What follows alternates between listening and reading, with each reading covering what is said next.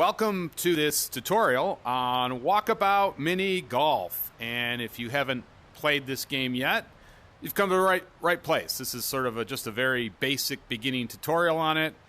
And this is probably one of the top VR games right now on Steam. And, well, I don't say probably, it really is. It's way up there, one of the highest ranked games. And I think if any game was... ports well to VR, it's Walkabout Mini Golf. It wasn't a port, it was designed for VR, but they really did a great job on this. So the first thing when you come in, you're going to have all these courses here. This is the DLC, by the way. This is sort of the demarcation zone. You've got three now, the Gardens of Babylon, Shangri-La, and Sweetopia, the latest course.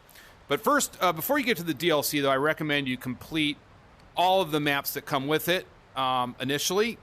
I think that's a good idea that you go through these. There are 8 of them, I believe. 1, 2, 3, 4, 5, 6, 7, 8. Yes. And there are 36 holes. So the top is the normal mode, and the bottom one is the hard mode. Now, in order to unlock the hard mode, you have to complete the normal mode. And what does that mean? Well, that means you have to go through this. And I think you have to finish under or even. I believe it's under, but I think if you do finish even, they will unlock this. I guess you'll have to let me know in the comment section. I can't remember because I've unlocked all of these. So that's the first thing you're going to have to do. You're just going to play this in easy mode. So let's go ahead and we're going to go into the very tourist trap, which you really should start with this one. I don't recommend you jump around to these other ones. I would recommend that you first start out with tourist trap. It's one of the easiest courses, and it's good just to get your feet wet. You can play the front 9, back 9 practice. We'll talk about these options later, but I would just hit play around. You're going to come in here, and it will load up the course. I'm going to start over.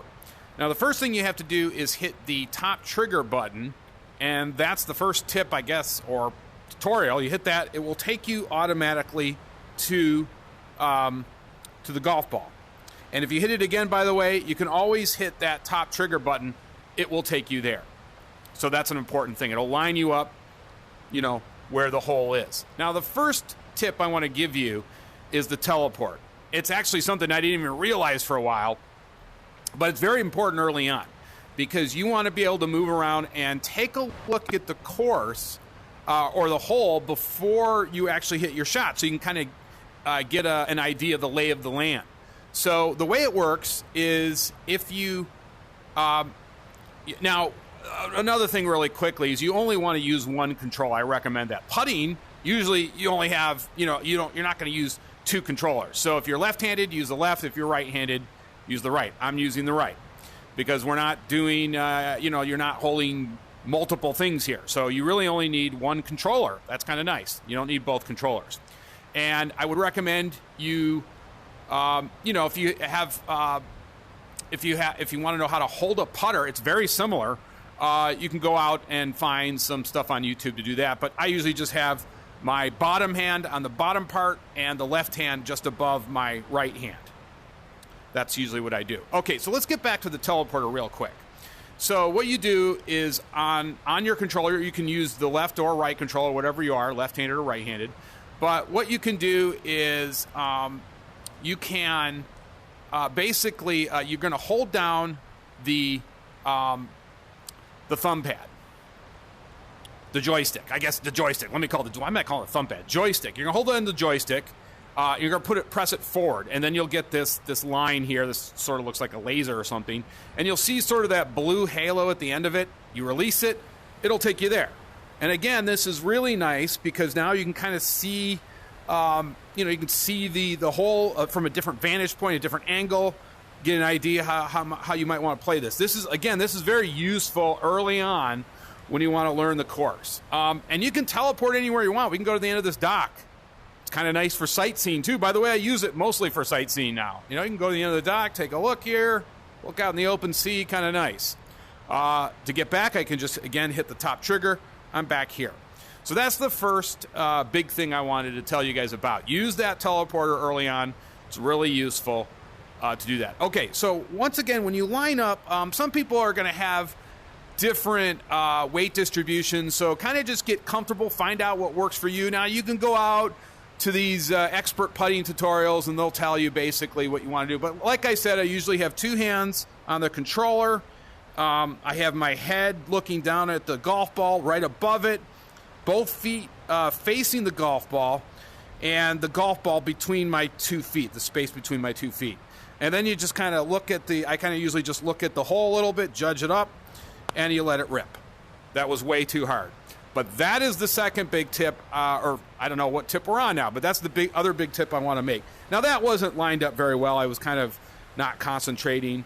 Let's go ahead and just tap this in. Missed again. No big deal. All right, let's go on to the second hole. Now, once you complete the hole, you just hit the trigger again, and you're there. And you know what I want to do, actually? I want to go back to that first hole. So what we're going to... Well, you know what? Let's not do that. Let's actually... I'm just going to play it over here because there's another point I want to make. Okay, so this is very important. And this obviously is putting. Well, what you don't want to do, and especially if you want low scores. Now, if you're just out here bumming around, you don't care who... You're just hitting, bouncing stuff around, maybe you don't care about the score. But if you do care about the score... One of the big things I have learned is don't fall short. What I mean by that is if you're trying to like touch putt it and you fall short, you're going to be kicking yourself because you never gave the ball a chance to get in the hole. It's one of the biggest no-nos in mini putt. You don't want to fall short. So you want to give it enough momentum that, okay, so fine, if it goes past the hole a little bit, at least you know that it had a shot, but it has no shot if you fall short.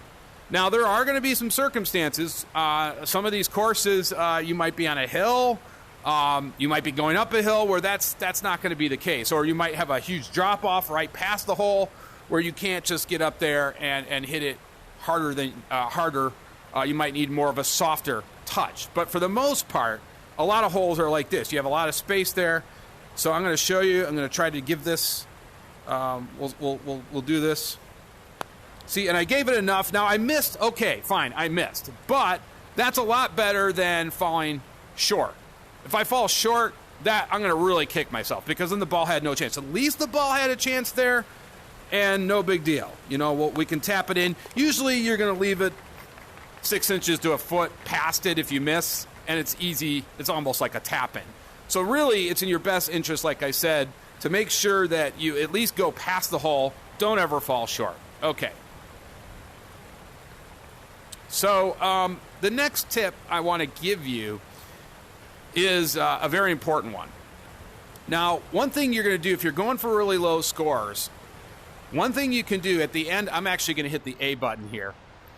And by the way, you can do that anytime you want, and it'll bring up all 18 holes, and you can see, you know, how you've done on each hole. Very useful, actually. I find this very useful.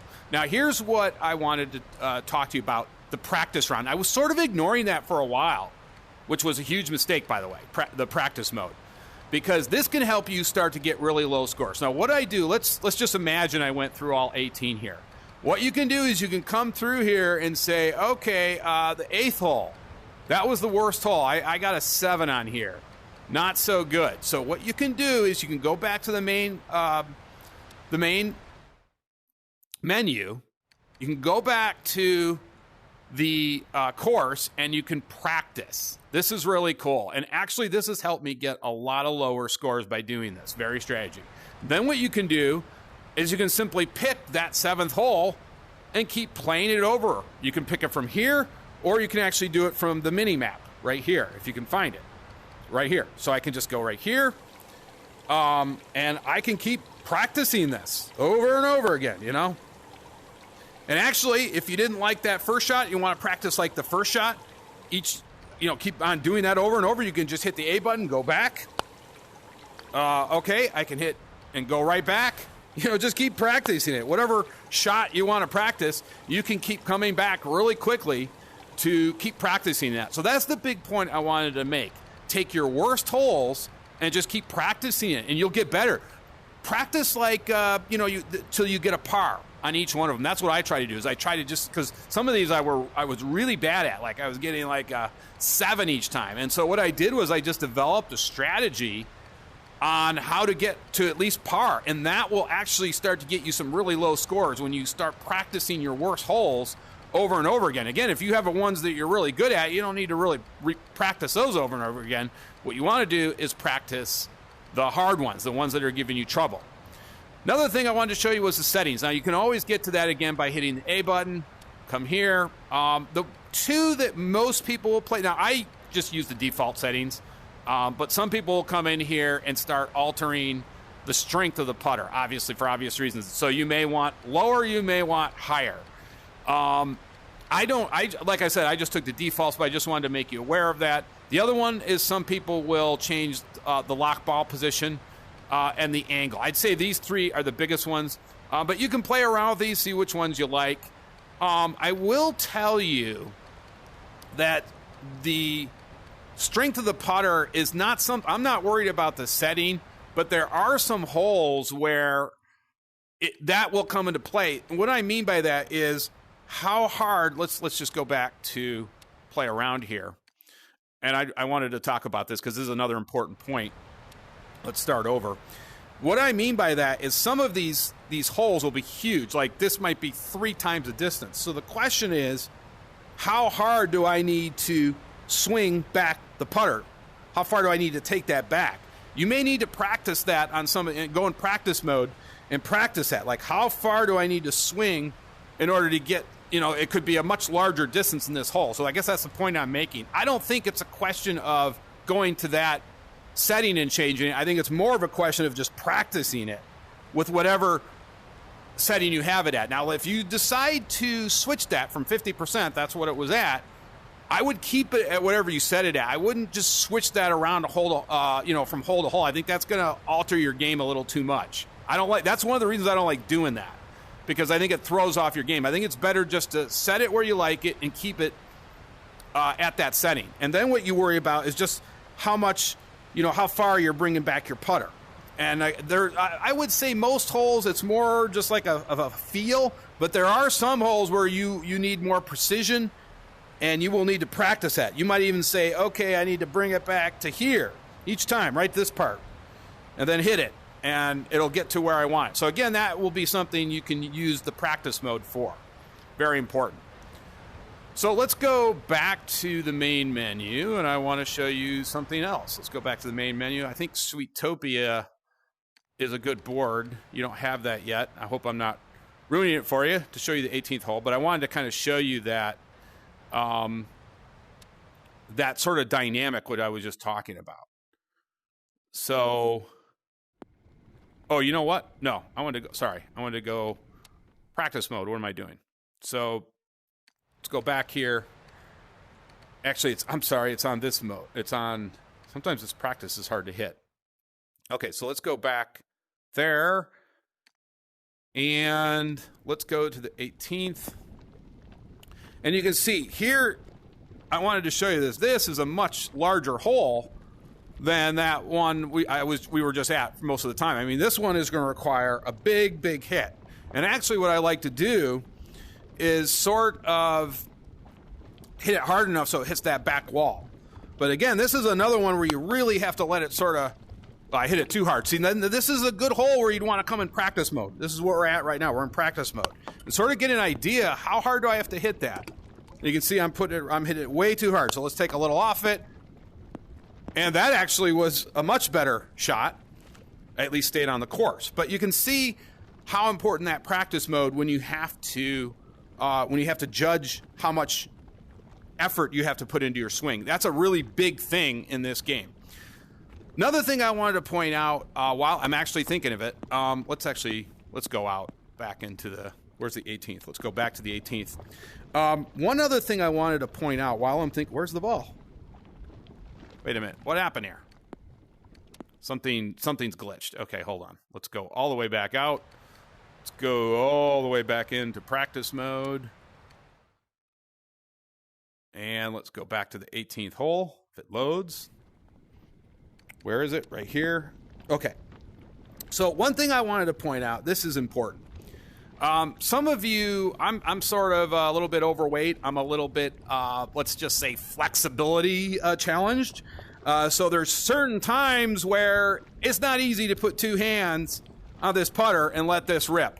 There are times where I just one-hand it, and I can get a lot more power that way. It sounds strange, but flexibility-wise, it's just I can control it better, and I can actually get more leverage on the ball. So this case, I'm one-handing this. Again, you can decide how you want to do that.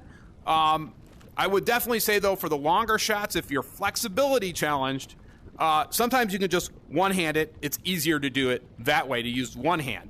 Most of the time I'm using two, but there are times like this one, I just used one, and that didn't turn out so bad. In fact, this is a par 4. Let's see if I can play this out and get a birdie. Got it up there. That actually is an eagle. This is a par 4. I actually just eagled that. So you can see how the practice mode really, really helps. Okay, there is one more final point I want to make that's extremely important. I'm trying to find the hole now. Let's see if we can find it. No, it's not that one. See, that was the third. Sorry to take up your time. I probably should put pause here or something. Which one is it? I'm actually kind of looking around here. And it's I think it's an early hole. Let's see. Let's try 3. Is it 3? Ah, yes. And I'm just going to play this a little bit because I'm just going to get this into the position where I can show you how important this is. That was not a great first shot, by the way, but I'm sort of rushing this and not paying attention. Okay. This is a tricky hole, by the way. This is one I came into practice mode, by the way. So you got to get it over here. I'm actually rushing these shots. Okay, I'm feeling a little embarrassed right now. I should be doing better here, but let's try to get this over. Okay, so you got to kind of time that. Okay, this is what I wanted to show you. Now, if you're playing for low scores, you have to ask yourself a very important question, especially in mini golf. You're going to have a risk-reward type of thing. This is actually fundamental to getting low scores. And when you start to play a course over and over again, you're going to know certain shots, you know that it'll be maybe 80, 90% effective. That means there's only a 10% chance you're probably going to screw it up. You might even have a higher percentage if you're really good. And at that point, those odds are on your side. You're probably going to take that risky shot. There are times where it's 50-50 for you. It might be 40-60. Then you have to start to ask yourself, okay, is it worth it to sort of, in golf, if we were out on the course and we were at a par 5 on a regular course, they would call that laying up instead of going for it. They would say, hey, I'm just going to lay up and then do a nice little chip shot rather than go for the green and end up in the drink or the water. And that's kind of the mentality I'm trying to get you to hear. So this is what I was trying to show you. And this hole, actually, I thought of this the other day when I was playing this hole, how important this is. Now, you can see here there's a little incline, this little ramp. Now, if I take this shot from here, there's a chance I could get it in there. But there's also a chance that if I missed that and it goes off, it could go, and it did. Actually, when I was playing this course, it happened. It went like way over here, and it took me 3 shots to get back, or 2 shots. So you have to ask yourself, is it worth it? Is it worth it to like set up for a less riskier shot? Now it's going to take me 2 shots to get in there as opposed to 1. Or do you want to risk it? And potentially, now you might make it, and okay, fine, it took you 1 shot to get there. But again, how certain are you to get it in there? I'm not so certain. I'm not really that talented enough where I can make that on 1 shot. Now, I might be able to. So let's see what happens here. Let's see if I can get it in. I'm actually going to intentionally miss it, though. And see how that went all the way over there? And trust me, when you're trying to play for a low score, this can be a lot more pressure-packed. But that's what I wanted to show you. Now, let's see if now I'm back here. That's going to be a very difficult shot. Probably 2 shots to get there. Now, let's say, let's take a different strategy. Let's do what I was saying, the layup. So what if I just stick it right in this area? That's going to be a much easier shot. Yes, it's 2 shots, but I didn't cost myself 3 or 4 shots by going for it. So I just kind of lay it up there. That actually wasn't perfect, but this is much easier to make. And I just missed it. Okay, so you can see Let me try that again. This is funny. Doesn't always work out, by the way, and that actually is a disaster. Okay, so that was a much better shot, and now I can just tap it in. So that's the point I'm trying to make. Always ask yourself, is it worth it, the risk? Do you feel like, you have an 80%, 70% chance? If it's 50-50, maybe you go for it, but if you're not feeling too good about it, is it worth it to cost that extra 2 or 3 shots? You have to ask yourself that. And you'll get that in a lot of these courses. There's a lot of risk reward. Do I want to take that risk? Maybe I pull it off. You have to ask yourself that. Okay, that's it for this tutorial. Thanks for watching.